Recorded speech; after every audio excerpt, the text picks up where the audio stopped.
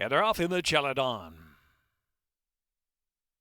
Back in the woods on the far outside, blazing out to the early advantage, opens up 3 of that opening 16th of a mile. As Treasure Tradition picks up the chase from second to the outside, as Accelerator in third, and Famish is racing fourth on the inside. Factor it in. Yodeli Ahu is alongside of that, some 6 to 7 from the front, trying to improve down the backstretch run. Cricelli drops to the back of the pack. Torture Truth is back there, and Air Token is on the inside, trailing the field.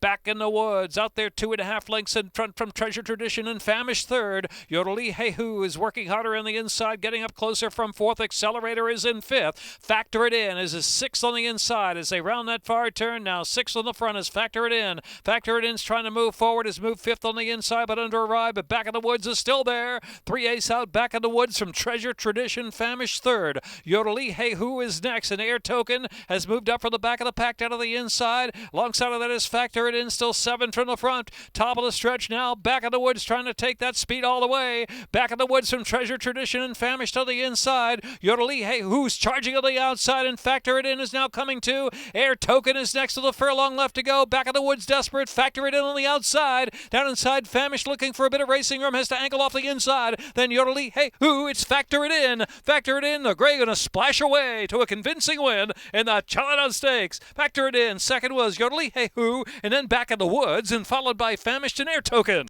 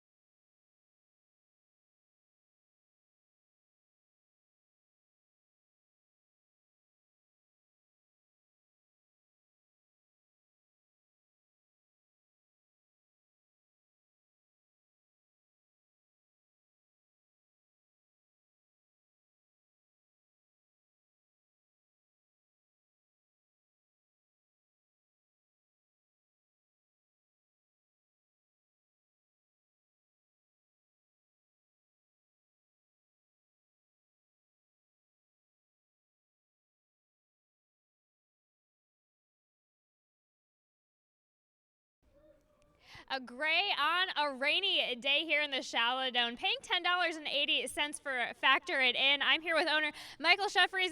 How does it feel to get a nice trip after such a mess of a race back at Colonial? You know, I've owned horses for over 20 years, and I don't like to admit this, but this is the first stakes win I've ever had.